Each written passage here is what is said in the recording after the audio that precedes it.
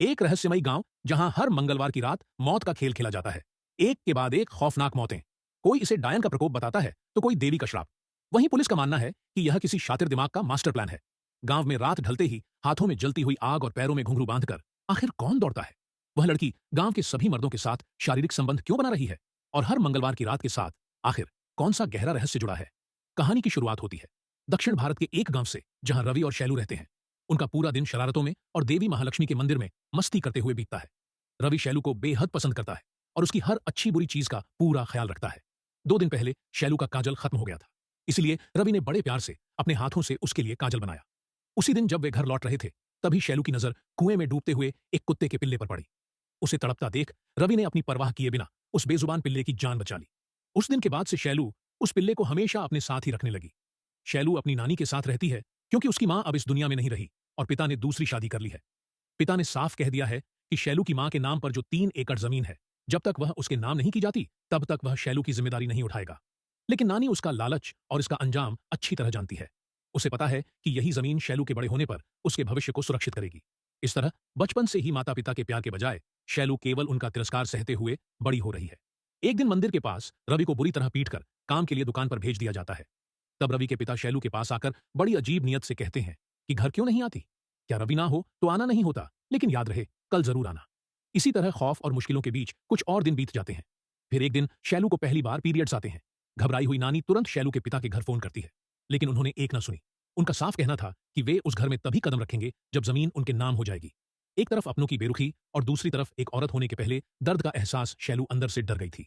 नानी ने उसे सांत्वना दी और समझाया कि एक औरत का जीवन बहुत कठिन होता है, लेकिन तू चिंता मत कर, सब ठीक हो जाएगा।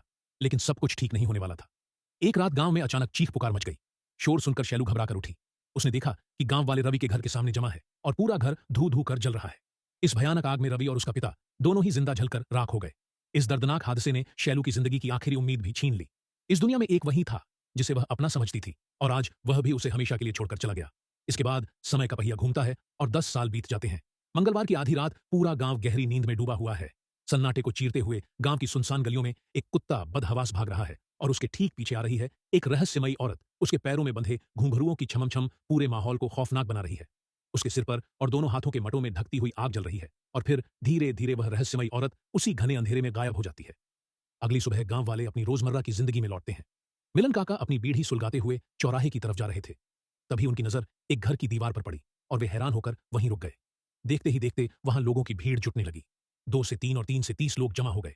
अय्याश राजू के पीछे बैठकर जा रही अंधी पुली भी भीड़ देखकर वहीं रुक गई। तभी डेनियल ग्वाला वहां आता है और भीड़ से पूछता है कि अरे भाई, दीवार पर क्या लिखा है? मुझे तो पढ़ना नहीं आता, जरा कोई पढ़कर तो सुनाओ। राजू दीवार पर लिखी उस बात को देखकर हक्का बक्का रह जाता है और हकलाते हुए पढ़ने लगता है कि बगल वाली गली के श्यामला के पति और डेनियल की पत्नी के बीच नाजायज संबंध है। उम्मीद है यह सच जानने के बाद गांव वाले उन्हें खुले दिल से स्वीकार करेंगे। यह सुनते ही डेनियल का खून खौल उठा और वह पागलों की तरह अपने घर की तरफ दौड़ा। पूरे गांव में इस सनसनीखेज खबर को लेकर कान्हा फूंसी शुरू हो गई। इस खुलासे के ठीक अगले ही दिन एक खौफनाक वारदात हुई।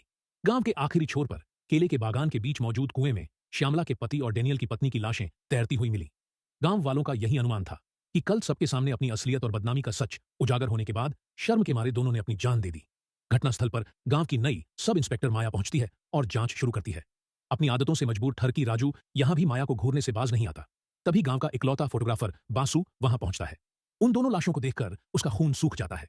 माया तुरंत आदेश देती है कि इन दोनों शवों को पोस्टमार्टम के लिए भेजो, लेकिन गांव वाले उसका विरोध करने लगते हैं। उनका कहना था कि पुलिसिया कार्यवाही गांव के नियमों और रिवाजों के खिलाफ है। उन्होंने साफ कह दिया कि इस मामले में जो भी फैसला लेना है वह सिर्फ जमींदार बाबू ही लेंगे। इस गांव में जमींदार प्रकाश का हुक्म पत्थर की लकीर माना जाता है। हर कोई उनकी बात मानता है। प्रकाश स्वभाव से बेहद गुस्सैल और नास्तिक है, लेकिन उसूलों का पक्का और ईमानदार भी। उसका अपने पिता के साथ अजीब सा रिश्ता है।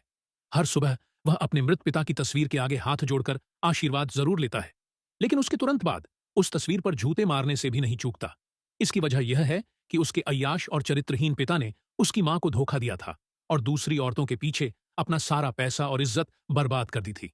वहीं दूसरी तरफ प्रकाश की पत्नी राजेश्वरी देवी अपने पति के एकदम विपरीत हैं। उनका स्वभाव बेहद शांत है और वे दिन भर पूजा पाठ में मग्न रहती हैं। पूरे गांव के लोग उनका बहुत आदर करते हैं और उन्हें साक्षात देवी का रूप मानते हैं।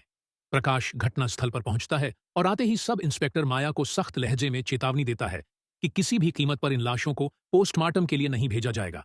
यह मेरा गांव है और यहां मेरा फैसला ही आखिरी फैसला है। मजबूरन माया को पीछे हटना पड़ता है। प्रकाश के आदेश अनुसार डैनियल की पत्नी को ताबूत में रखकर दफना दिया जाता है और श्यामला के पति का श्मशान घाट पर अंतिम संस्कार कर दिया जाता है। लेकिन जैसे ही अंतिम संस्कार के बाद सभी लोग श्मशान से चले जाते हैं, तब वहां चीता की लपटों के पास एक नकाबपोश रहस्यमयी व्यक्ति को खड़ा देखा जाता है, जो खामोशी से जलती हुई चिता को घूर रहा होता है। गांव में इतनी बड़ी घटना घट गई, लेकिन ठरकी राजू की नीयत में कोई बदलाव नहीं आया। मुनिस्वामी अपनी पत्नी सूर्य को छोड़कर कुवैत में काम करता है और राजू इस अकेलेपन का फायदा उठाने से बाज ही आता। खैर, इन सब के बीच गांव के एक और अहम व्यक्ति से आपका परिचय करवाता हूं। इनका नाम है डॉक्टर विजय। शादी के बाद अपनी बेटी को खोने के गहरे सदमे और दुख की वजह से उन्होंने शहर की जिंदगी छोड़ दी और अब इस गांव में लौट आए हैं। इधर रमन नाम का एक लड़का गुर्जर के घर निमंत्रण देने जाता है, क्योंकि अगले दिन गोविंद राजू के घर एक बड़ा कार्यक्रम है। इत्तेफाक से उस वक्त गुर्जर घर पर नहीं होता, तो रमन इस मौके का फायदा उठाकर गुर्जर की बहन से मिलने और बात करने की कोशिश करता है। गुर्जर को रमन बिल्कुल पसंद नहीं है, इसलिए वह हमेशा रमन पर कड़ी नजर रखता है। अगले दिन गोविंद राजू के घर बड़े ही धूमधाम से कार्यक्रम शुरू होता है। पूरा का पूरा गांव आमंत्रित है, लेकिन इस जश्न और चहल पहल के बीच भी लोगों की जुबान पर बस एक ही कान्हा फूंसी चल रही है कि डैनियल की पत्नी और श्यामला के पति के नाजायज रिश्तों के बारे में उस रात दीवार पर किसने लिखा था। दीवार पर लिखे उस सच को लेकर गुर्जर और बासु के बीच हाथापाई शुरू हो जाती है, जिसे एक बड़े और भयानक झगड़े में बदलते देर नहीं लगी। इन सब बवाल और झमेलों से दूर गांव के पुजारी देवी की पूजा और मेले की तैयारियों में मग्न है। इस गांव में हर मंगलवार की रात देवी की बड़े ही धूमधाम से पूजा की जाती है, क्योंकि मंगलवार को देवी का सबसे शुभ दिन माना जाता है। लेकिन इस साल मेले के लिए पैसों की कमी पड़ गई। पुजारी हिम्मत जुटाकर जब जमींदार प्रकाश के पास चंदा मांगने गए, तो वह गुस्से से आग भूला हो गया। नास्तिक प्रकाश ने साफ कह दिया कि पूजा के नाम पर वह एक फूटी कौड़ी भी नहीं देगा। हालांकि प्रकाश की पत्नी राजेश्वरी देवी ने पुजारी को खाली हाथ नहीं लौटने दिया। उन्होंने न सिर्फ अपनी तरफ से पैसे दिए, बल्कि यह भी आश्वासन दिया कि जरूरत पड़ने पर वह आगे भी उनकी मदद करेंगी। उसी दिन दोपहर के समय जब सब इंस्पेक्टर माया अपनी गाड़ी से जांच के लिए गांव जा रही थी, तो उसकी नजर केले के बागान की तरफ गई। उसे अचानक ऐसा लगा जैसे बागान के बीचों बीच वही नकाबपोश रहस्यमयी आदमी खड़ा उसे घूर रहा है। लेकिन जैसे ही उसने झटके से गाड़ी रोकी और वहां जाकर देखा, तो वहां सन्नाटे के अलावा कुछ नहीं था। मंगलवार की रात पूरा गांव देवी की पूजा और मेले की चकाचौंध में सजा हुआ था। लेकिन उसी आधी रात को अंधेरी गलियों में वह कुत्ता फिर से दिखाई देता है। वह पागलों की तरह उसी रहस्यमयी औरत की तरफ भाग रहा था। उस औरत के पैरों में बंधे घुंघरुओं की छमम छमम की डरावनी आवाज एक बार फिर गांव की हवाओं में गूंजने लगी। अगली सुबह होते ही गांव में फिर से खौफ और सनसनी फैल गई। गांव की एक दीवार पर किसी ने फिर से कुछ लिख दिया था। इस बार लिखा था कि मंदिर वाली गली के मिल्ली कृष्ण के साथ सूर्य की पत्नी मणि के नाजायज रिश्ते हैं। उम्मीद है गांव वाले यह सच जानने के बाद उन्हें खुले दिल से स्वीकार करेंगे। यह खबर आग की तरह फैली और इसके बाद ठीक वही हुआ जिसका सबको डर था। केले बागान के पास वाले पुराने बरगद के पेड़ पर मिल्ली कृष्ण और मणि दोनों की लाशें फांसी के फंदे से लटकती हुई मिली। सब इंस्पेक्टर माया का शक सीधा गुर्जर पर जाता है, क्योंकि मिल्ली कृष्ण और श्यामला का पति दोनों ही